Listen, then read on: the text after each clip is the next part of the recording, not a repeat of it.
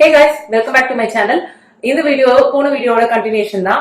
நான் போன வீடியோல பாதி லீகல் மேக்ஸிம்ஸ் மட்டும் தான் சொல்லியிருந்தேன். ஏன்னா ரொம்ப லென்த்தியா வீடியோ போச்சு. சோ மிச்ச ஹாஃப் இந்த வீடியோல நான் சொல்லியிருப்பேன்.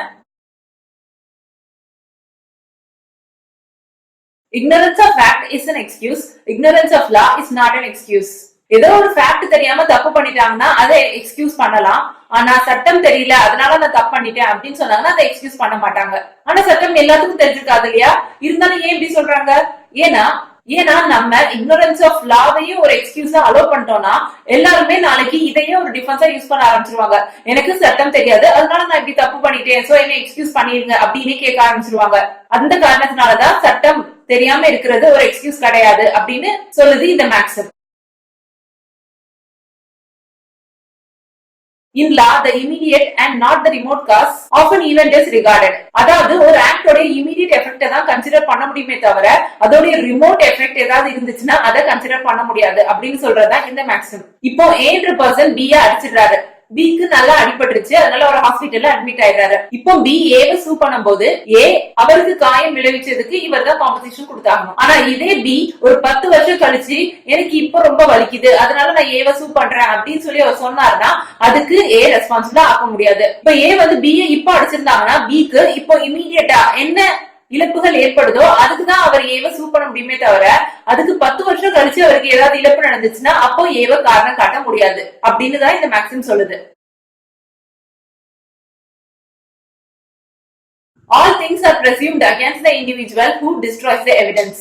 அதாவது ஒருத்தங்க ஒரு தப்ப மறைக்கிறதுக்கு ஏதாவது கிரைம் பண்ணிருந்தாங்கன்னா அவங்க இதே மாதிரி நிறைய கிரைம் பண்ணிருப்பாங்க அப்படின்ற பிரசம்ஷன் நேச்சுரலா அவங்க மேல விழுந்துரும் அப்படின்னு சொல்றதுதான் இந்த மேக்ஸிம்.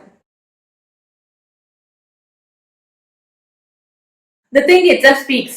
இப்போ சில கேஸ பார்த்தோம்னா அதை ப்ரூவ் பண்றதுக்கு எதுவுமே தேவையில்லை. அந்த கேஸ பார்த்தோன்னே சொல்லிடலாம் இதுல யார் மேல மிஸ்டேக் இருந்திருக்கும் அப்படின்னு. ஃபார் எக்ஸாம்பிள் இப்போ ஏன் ஒரு ரோட்ல நடந்து போயிட்டே இருக்காரு திடீர்னு அவருக்கு மேல ஒரு பூத்தொட்டி விழுது. இப்போ இந்த கேஸ பார்த்தோன்னே சொல்லிடலாம் மேல இருந்தவங்களுடைய நெக்லிஜென்ஸ்னாலதான் கண்டிப்பா அந்த தொட்டி கீழே விழுந்திருந்திருக்கும். இந்த இடத்துல பிளைண்டிஃப் டிஃபெண்டன்ட்க்கு மேல அந்த கேஸ ப்ரூவ் பண்ணணும்னு அவசியமே இல்ல. ஏன்னா அந்த கேஸ பார்த்தோன்னே சொல்லிடலாம் யார் மேல மிஸ்டேக் இருக்குன்னு. அதான் அந்த திங் itself speaks. அதாவது அந்த கேஸ பார்த்தோன்னே எல்லாருக்கும் புரிஞ்சிடும் யார் மேல மிஸ்டேக் இருக்குன்னு.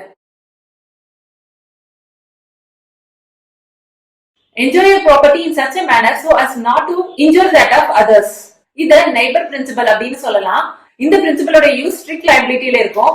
இத ஃபர்ஸ்ட் ரைலண்ட் வெர்சஸ் ஃபிளெச்சர்ஸ் கேஸ்ல தான் கோர்ட் யூஸ் பண்ணிருப்பாங்க. அண்ட் அந்த வீடியோ நான் மேல அட்டாச் பண்றேன். அந்த வீடியோல இத பத்தி நல்ல டீடைலா எக்ஸ்பிளைன் பண்ணிருப்பேன். சோ அத பாருங்க.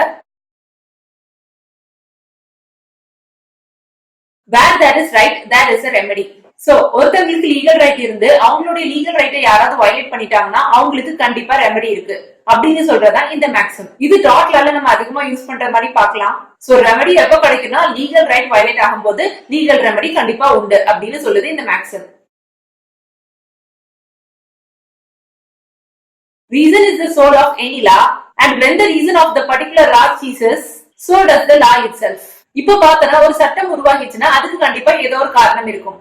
இப்போ அந்த சட்டம் உருவானதுக்கான காரணமே முடிஞ்சு போச்சுன்னா அந்த சட்டமும் முடிஞ்சு போயிடும் இனி எக்ஸிஸ்டன்ஸ்ல இருக்காது அப்படின்னு சொல்றதா இந்த மேக்ஸிம். அதாவது நம்மளுடைய சொசைட்டின்றது எவ்ரிடே எவால்வ் ஆகிட்டே இருக்கு. அண்ட் சொசைட்டி எந்த அளவுக்கு எவால்வ் ஆகுதோ அத மாதிரியே சட்டமும் எவால்வ் ஆகணும். அதாவது 10 வருஷத்துக்கு முன்னாடி ஒரு விஷயம் அஃபென்ஸா இருந்ததுன்னா அந்த விஷயம் இன்னைக்குமே அஃபென்ஸா இருக்கணும்னு அவசியம் இல்ல.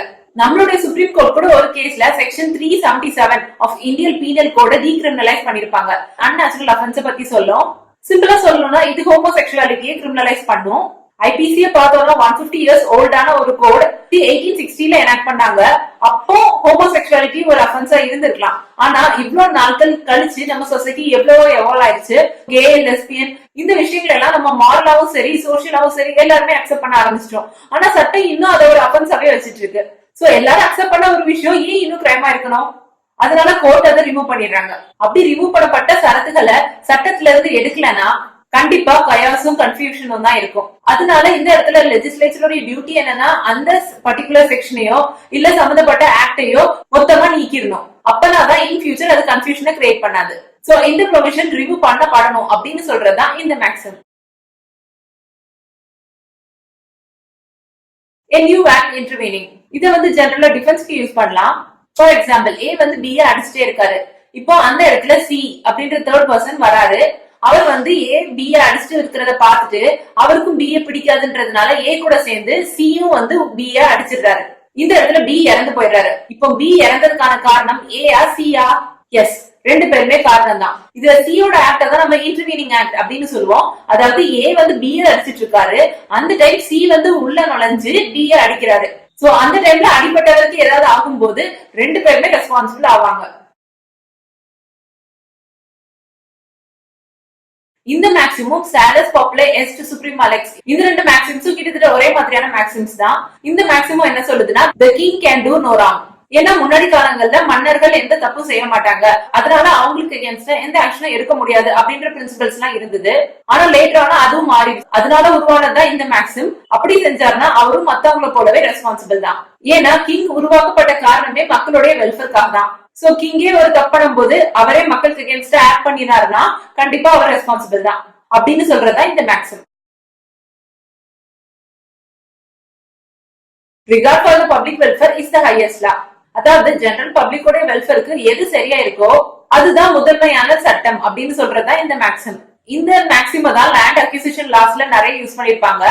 அதாவது இப்ப நான் ஒரு லேண்ட் வச்சிருக்கேன்னா அந்த லேண்ட வந்து கவர்மெண்ட் வந்து ஏதோ ஒரு வெல்ஃபேர் ஆக்டுக்காக கேக்குறாங்கன்னு வச்சுக்கலாம். ஃபார் எக்ஸாம்பிள் ரோடு போடுறதுக்கோ இல்லைன்னா ரயில்வே ட்ராக் போடுறதுக்கோ இல்ல ஏதோ பிரிட்ஜ் வருது அப்படின்றதுக்காகவோ கவர்மெண்ட் வந்து கேட்டாங்கன்னா நான் அதை கொடுத்துதான் ஆகணும்.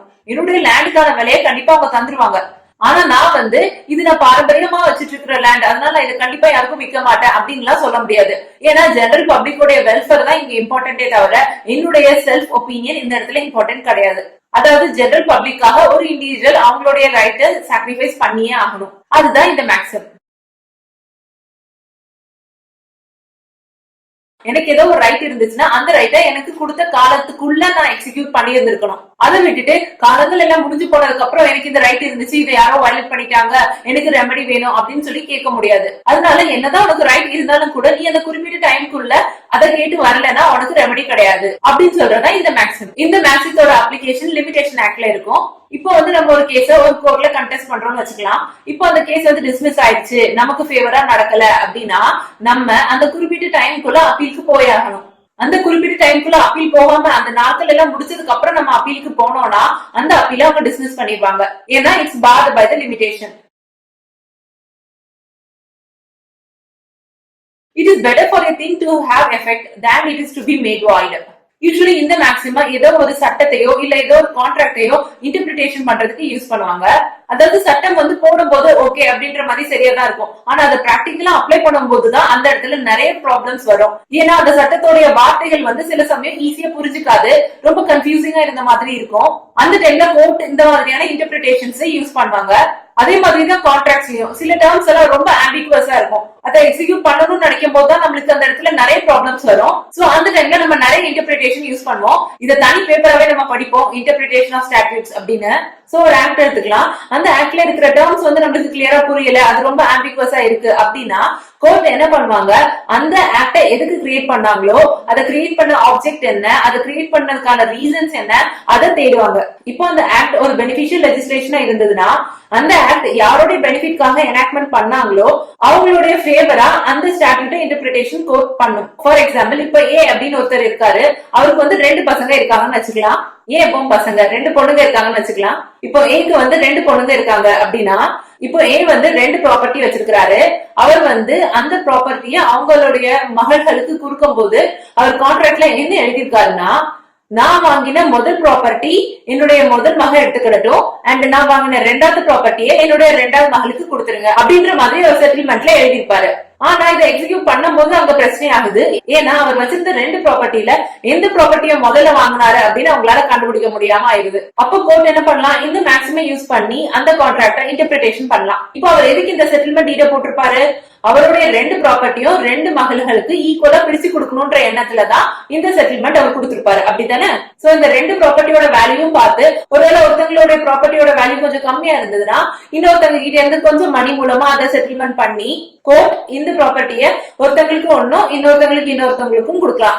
அதாவது இந்த கான்ட்ராக்ட் போட்டவங்களுடைய ஒரிஜினல் இன்டென்ஷன் ஈக்குவலா பிரிச்சு கொடுக்கணும்ன்றதா தான் இருந்திருக்கணும். அண்ட் அந்த வேலையை தான் கோர்ட் இது மூலமா செய்யும். சோ இதான் இந்த மேக்ஸிமோட அர்த்தம். சோ இந்த வீடியோ அவ்வளவுதான். மேக்ஸிம்ஸ் எல்லாம் உங்களுக்கு நல்லா புரிஞ்சிருக்கும்னு நினைக்கிறேன். அடுத்த வீடியோல உங்களை பாக்குறேன். பை.